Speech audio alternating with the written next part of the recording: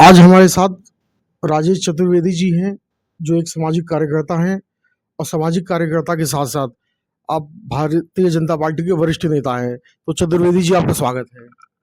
धन्यवाद भाई साहब। राजेश चतुर्वेदी। मैं बचपन से मैं महत्वाकांक्षा तो नहीं करूँगा, जैसा परिवार से मेरा विरासत में मेरे से मिला है। मेरा परिवार शुरू से ही, मेरे पिताजी, मेरे दादाजी अपने घर परिवार की सारी समस्याओं को करते हुए हमेशा समाज में, समाज के लोगों के लिए, कमज़ोर के लिए मदद करने की उनकी भावना रही है। उसी परंपरा से आए हुए हम लोग हैं और स्वाभाविक रूप से हम दूसरों के दुख में, दूसरों की मदद करने के लिए हमेशा तत्पर रहते हैं। अब राजनीति में भी हैं। राजनीति के थ्रू सरकार की तरफ से अपने लेवल पर जितना मदद हो सकता है अपने क्षेत्र के साथियों का, क्षेत्र के लोगों का मदद करने का प्रयास करते हैं। अच्छा, आप भारतीय जनता पार्टी में हैं, तो आपने भारतीय जनता पार्टी में कब आए और आखिर आपने इस दल को क्यों चुना? भाई साहब, भारतीय जनता पार्टी तो जब से हमने होश संभाला, मेरा ख्याल मैं सन 1982 में ग्रेजुएशन कर चुका था। उससे पहले देश में जब इमरजेंसी थी, मैं होश संभाल चुका था। मेरे पिताजी आरएसएस के स्वयंसेवक थे, भारतीय जनता पार्टी में बाद में काम करने लगे। उन दिनों तो जनसंघ था, तो हम लोगों के विरासत में ही जनसंघ, राष्ट्रीय स्वयंसेवक संघ, बाद में भारतीय जनता पार्टी। हमारा इसमें व्यक्तिगत कोई योगदान नहीं, ये हमारे परिवार से लेगेसी हमको मिला ही हुआ है। हम लोग भारतीय जनता पार्टी के हैं, शुरू से पहले जनसंघ में थे, राष्ट्रीय स्वयंसेवक के स्वयंसेवक थे। अच्छा, कि जिस सन की आप बात बता रहे हो, उस समय तो पूरे यूपी में, क्या पूरे देश में कांग्रेस की तूती बोलती थी।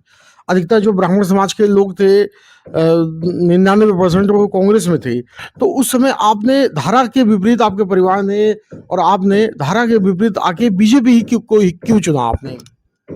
भाई साहब, बीजेपी, हमारे पिताजी जौनपुर टीडी कॉलेज के प्रोडक्ट हैं, जौनपुर में ही रहे वो लोग। मेरा ख्याल जनसंघ के संस्थापक की टीम, अमरेंद्र प्रसाद द्विवेदी भारतीय जनसंघ के संस्थापक की टीम में थे और वहाँ अपोजिशन के लीडर थे जनसंघ का जब टाइम था। और मेरा ख्याल, जो मेरी जानकारी है पिताजी के बारे में, वो जौनपुर के टीडी कॉलेज के स्टूडेंट थे। उसी टाइम अमरेंद्र प्रताप द्विवेदी की फैमिली से उन लोगों का घरेलू संबंध था और वो जनसंघ से प्रभावित हो गए और भारतीय जनता पार्टी की नीति दिया। डेफिनेटली जो प्रबुद्ध लोग थे उस टाइम, जो प्रबुद्ध लोग थे वो सहमत नहीं थे कांग्रेस की नीतियों से। बाद में हम लोगों ने फिर संघ को ज्वाइन कर लिया। ऑपरेशन सिंदूर है, इसके बारे में आप क्या कहना चाहते हो? क्योंकि इस समय बीजेपी लगातार तिरंगा यात्रा के थ्रू और हर तरीके से इस जो ऑपरेशन सिंदूर है, इसके बारे में आप जगह जगह यात्रा निकाल रही है और विपक्ष उस पर हमला कर रहा है, कह रहा है ये लोग ऑपरेशन सिंदूर का राजनीतिकरण कर रहे हैं। तो उसके बारे में आपका क्या विचार है? भाई साहब, ऑपरेशन सिंदूर पाकिस्तान पिछले कांग्रेस के रिजीम से, कांग्रेस ने बहुत लंबे काल तक इस देश पर शासन किया और पाकिस्तान की एक्टिविटी 92 के बाद से सैकड़ों हमला इस देश पर हुए। स्थिति बदली, 2014 में नरेंद्र मोदी जी आ गए। नरेंद्र मोदी जी के आने के बाद इस सरकार का संकल्प था कि सेना को सशक्त किया जाए। सेना को सशक्त करने के लिए सरकार ने डिफरेंट प्रयास किए, हर तरह से सेना का बजट बढ़ाया। दुनिया के लेवल का हथियार, दुनिया को कम्पीट करने के लेवल का हमारे पास एम्यूनिशन से हथियार हैं। चाइना और पाकिस्तान दो मुल्क ऐसे हैं हमारे पड़ोसी, जो भारत को बहुत पॉजिटिव शुरू से नहीं देखते। उसके अकॉर्डिंगली मोदी जी की तैयारी थी। दुश्मन देश हैं हमारे दोनों। पाकिस्तान का सैकड़ों हमले थे। 2014 के बाद मोदी जी का यह संकल्प था कि कम से कम इनके हमले तो बंद करने हैं। यात्रा और जो बोले कि हम सिंदूर भी बांटेंगे, हम ये करेंगे, वो करेंगे, तो विपक्ष कह रहा है कि ये ऑपरेशन सिंदूर का राजनीतिकरण कर रहे हैं। तो उसके बारे में आप क्या कहेंगे? देखिए, राजनीतिकरण तो अपोजिशन का काम है, राजनीतिकरण तो बिल्कुल भी नहीं है। ये देश लेवल की बात है। तिरंगा का सम्मान, सेना का सम्मान, सेना का सम्मान करने का दूसरा एक विकल्प है, हम कैसे शो करेंगे? तिरंगा का सम्मान हम कर रहे हैं, जन जन तक सेना के सम्मान की बातें हम पहुंचा रहे हैं।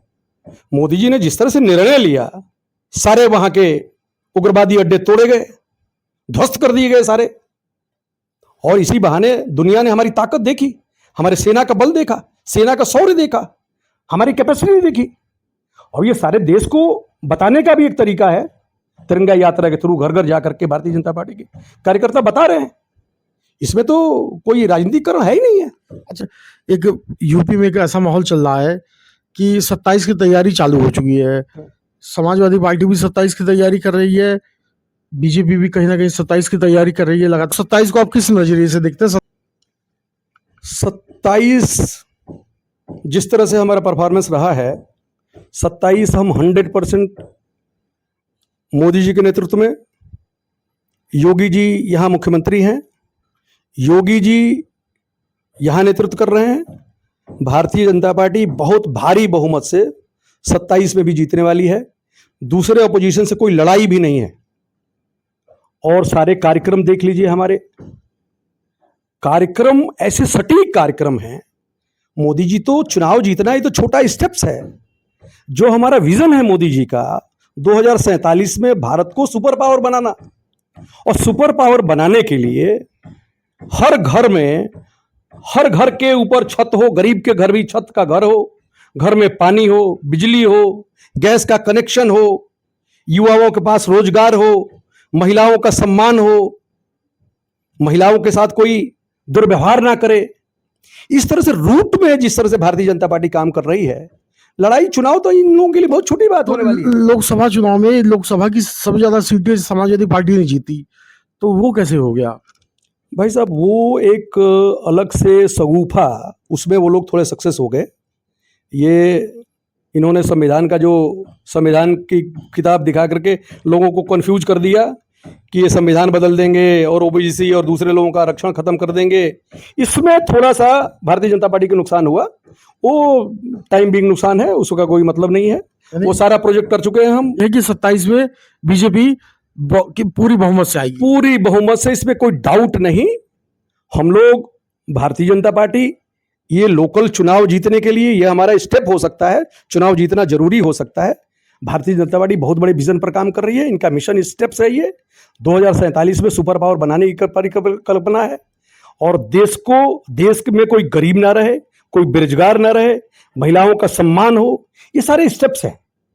और इस तरह से हम भारत को सुपर पावर बनाएंगे। चुनाव तो हमारे लिए बड़ा आसान काम है, चुनाव जीतने वाले हैं। अच्छा, जनता से कोई अपील, क्योंकि हम लोग अब इंटरव्यू के आखिरी मुकाम पे हैं, जनता से आप जो है कोई अपील करना चाहते हैं, कुछ कहना चाहते हैं? मैं देश से, खास करके उत्तर प्रदेश की जनता से अपनी तरह से अपील करता हूं कि भारतीय जनता पार्टी के बारे में, इनके कार्यक्रम के बारे में रूट में जाने, और हाथ जोड़ के मैं प्रार्थना ये करता हूं, जो सही बात है उसको प्रचार भी करें।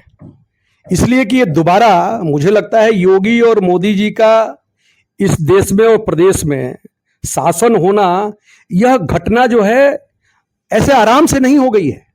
ये मुझे लगता है कि ऑलमाइटी या कुछ भगवान की व्यवस्था है कि केंद्र में मोदी जी बैठ गए हैं और आपके उत्तर प्रदेश में योगी जी बैठ गए।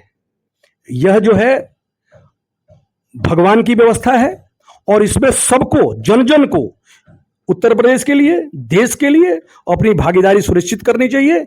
और सारी योजनाओं के बारे में अगर आपको पता लगता है तो और लोगों तक पहुंचाएं, और भारी मतों से 47 तक इस पार्टी की जो परिकल्पना है, अजेय बनाने की परिकल्पना है। मतलब दोबारा भारतीय जनता पार्टी चुनाव हारे ना। इस तरह से लोकल आ जाता है, कोई दूसरे की सीट आ जाती है, कभी 1-2 सीट हम कभी हार जाते हैं। भारतीय जनता पार्टी के वर्कर और भारतीय जनता की पॉलिसी इस तरह की है कि हम लोग चुनाव से निश्चिंत हो, केवल एक सूत्री कार्यक्रम हो, देश को सुपर पावर बनाया जाए, दुनिया में सबसे ताकतवर बनाया जाए, अपनी सेना को, अपनी आर्थिक अर्थ को, तंत्र को। तो ये परिकल्पना है बीजेपी की, और निश्चित रूप से ये दोनों लोगों के नेतृत्व में, मोदी जी के और योगी जी के, देश संकल्प कर चुका है। और ये जनता भारतीय जनता पार्टी के साथ है और हम लोग दोनों चुनाव भी जीतेंगे। भारतीय जनता पार्टी का, मोदी जी का लक्ष्य है कि इस पार्टी को अपने एक बहुत बड़े समूह वर्करों के माध्यम से इस पार्टी को अजेय बना दिया जाए। और इसके लिए सबसे इजी बात है कि हर आदमी तक अपनी बातें पहुंचा दिया जाए। काम इतना कर रहे हैं हम लोग, ये दोनों लोग, सरकारें हमारी, जहां जहां सरकारें हैं पूरे देश में, ये सारी बातें जनता तक पहुंचाना, ये हमारा लक्ष्य है। और पार्टी को हम लोग अजेय बनाएंगे और कभी चुनाव हारे ना पार्टी, और इस तरह से हम सुनिश्चित कर पाएंगे 2047 में सुपर पावर बनना।